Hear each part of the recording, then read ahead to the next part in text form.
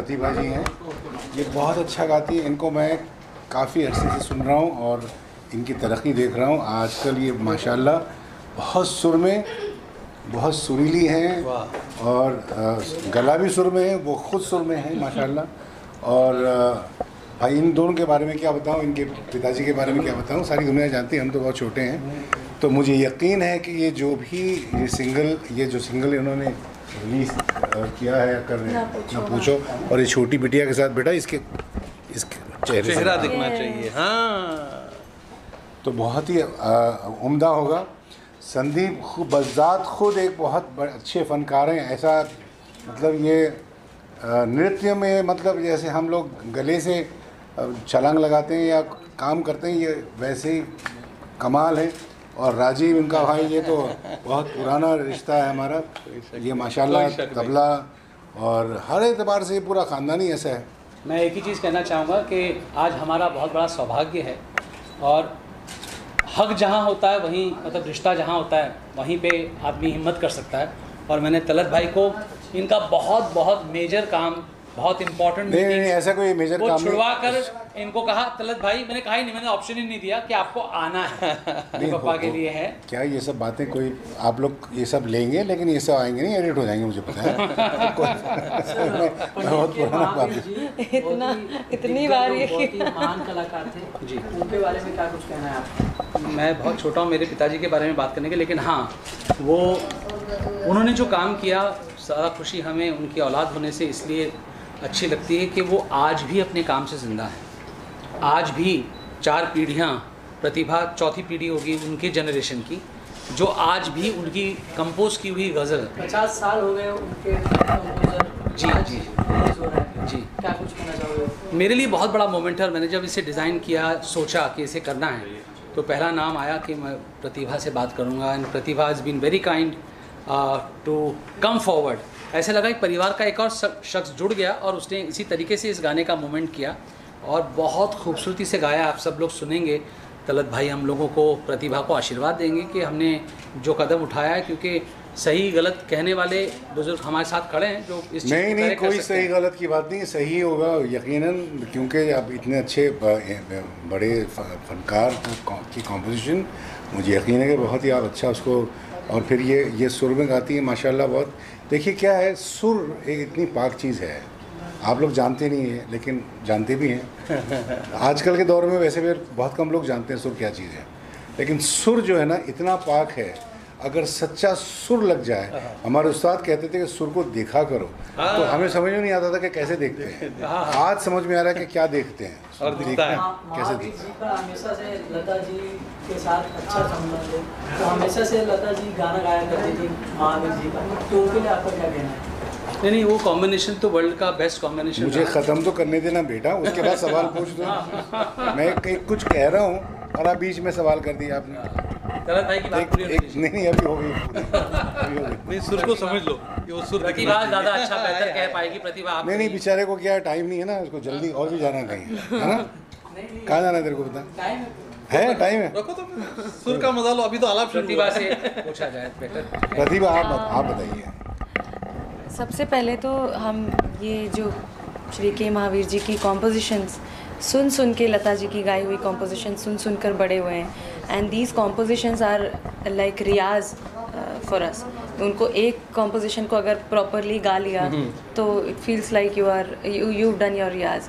तो इस तरह से बस कोशिश की है, अच्छा बुरा क्या ही कह सकते हैं, लेकिन ये तो सबके ऊपर है, उनको अच्छा लगना चाहिए। बस ये कोशिश रही है कि अच्छा उनकी कॉम्पोजिशन को एज इट इज़ उतारा जाए, और कोशिश है, अब देखिए सबके सामने आज आ जाएगी, और उम्मीद करती हूँ कि सबको अच्छी लगे। तो आपके जमाने में गज़ल बहुत ही कम आ रहे हैं, बहुत ही कम। 5 मिनट अभी ये सवाल छोड़ दें, आ रहे हैं, मत बहुत आ रहे हैं एक्चुअली, मत करो एक्चुअली आपको पता नहीं। आप एक्चुअली इसलिए इस सवाल का मैं जवाब देना ज़रूरी मान रही हूँ इस वक्त कि बहुत सारी गज़लें आ रही हैं और बहुत लोग इन्फ्लुएंस्ड हैं इस गज़ल गायकी से आजकल भी। पहले के ज़माने पे बहुत इंडिपेंडेंट म्यूज़िक जब आता था तो लोगों को पता चलता था, क्योंकि आप जैसे लोग उसको पहुंचाते थे आगे। आज भी ज़रूरत है आप सबको इस चीज़ को और आगे पहुंचाने की। इनका जवाब देता हूँ जी, विद ऑल ड्यू रिस्पेक्ट। जी जी, बेटा कह रहा हूँ प्लीज़ प्लीज़ तुमको, प्लीज़। सुनो तुम पहले, गज़ल है क्या चीज़? गज़ल है क्या, मुझे बताइए। आप लोग कोई जानता है गज़ल क्या है? नहीं है ना, आप नहीं जानते। गज़ल दो बहुत ही खूबसूरत फाइन आर्ट्स का कॉम्बिनेशन है। क्या? गज़ल शायरी और साथ में संगीत। मुझे बताइए कि कौन सा ऐसा कोई क्षेत्र है जो ऐसे दो चीज़ों को कंबाइन करता है? गज़ल लिखी जब जाती है, गज़ल के बारे में आपको और चीज़ बताता हूँ, बहुत ही खूबसूरत चीज़ है कि दो मिसरे का एक शेर होता है। मिसरा मतलब लाइन।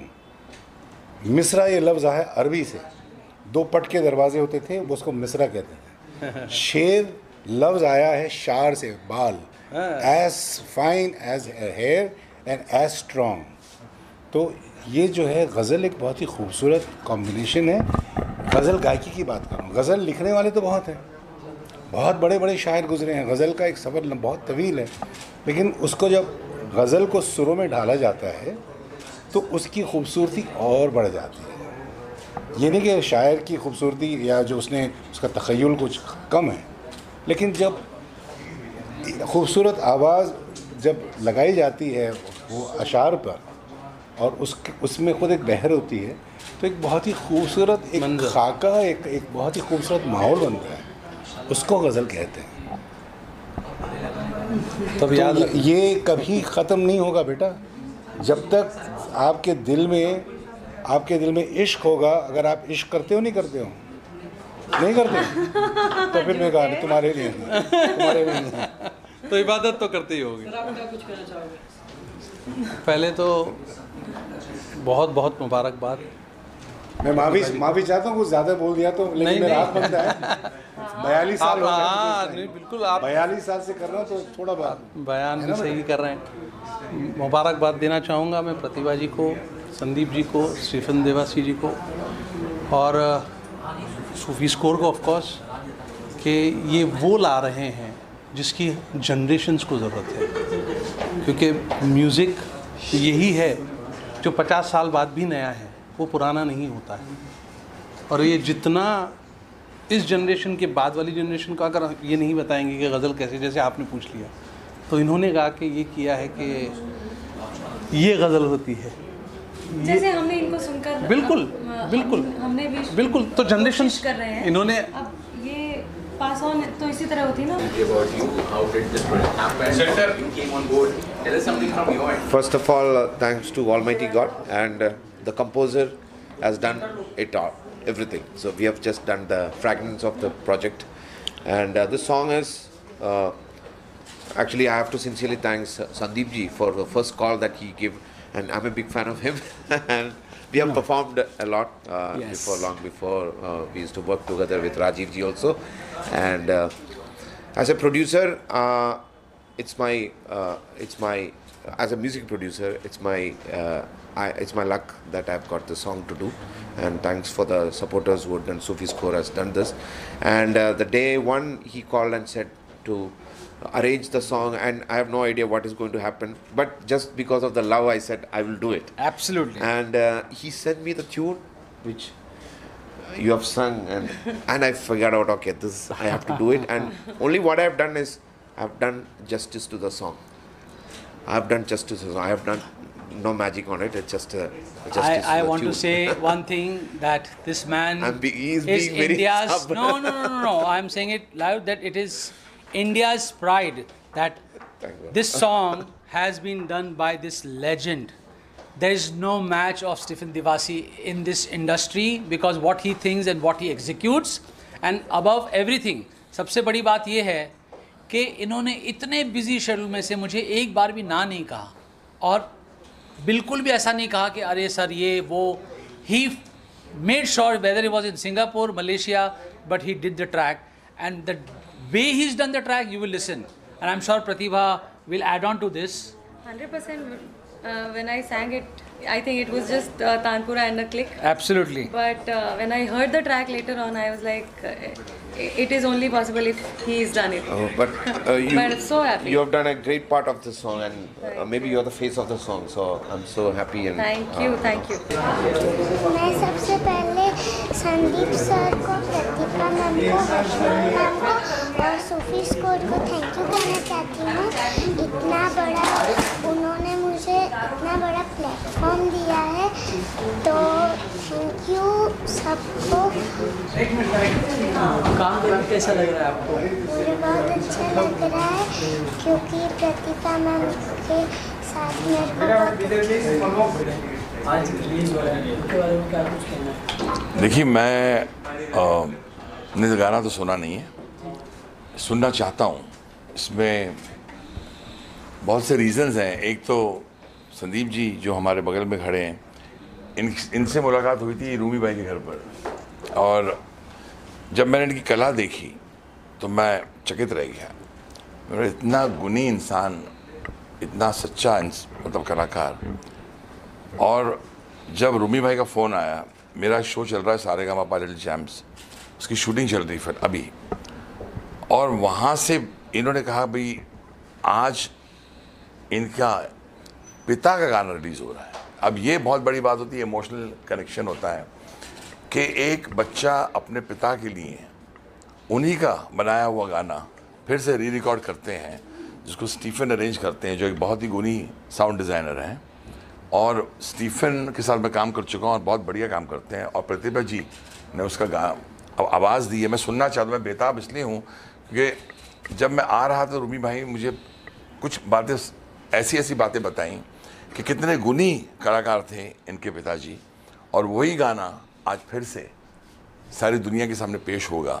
मैं इसलिए आया हूँ और मैं बहुत खुश हूँ। वैसे भी मैं टैलेंट को इनकरेज करता हूँ, मुझे बड़ा शौक़ है नए नए टैलेंट को इनकरेज करना।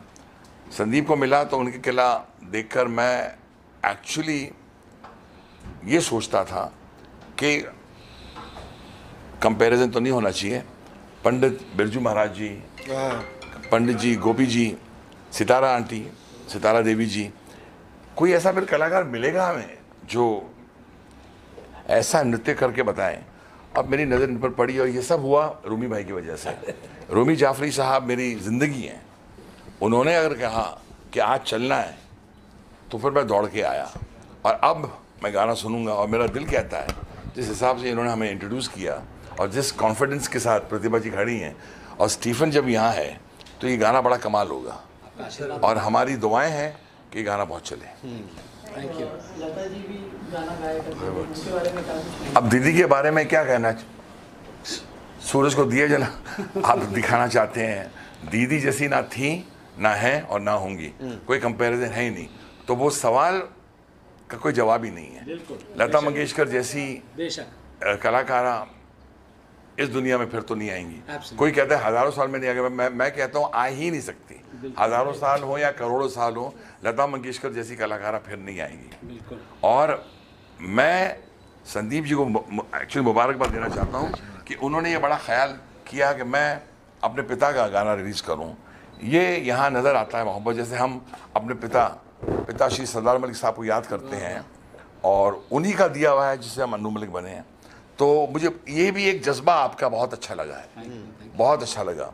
और ये जो लड़के खड़े हैं यहाँ, स्टीफन, ये बहुत ही अच्छे इंसान है, बहुत सच्चे इंसान है, बहुत टैलेंटेड इंसान है। और मैं अब गाना सुनना चाहूँगा। रूमी भाई आप भी दो शब्द कह दीजिए। मैं शब्द क्या बोलूँ, मतलब मैं भी गाना सुनने आया हूँ। बस ये है कि हाँ, कि थोड़ा बहुत अच्छे गुणी लोगों के साथ रह के म्यूज़िक का शौक़ है अच्छा सुनने का।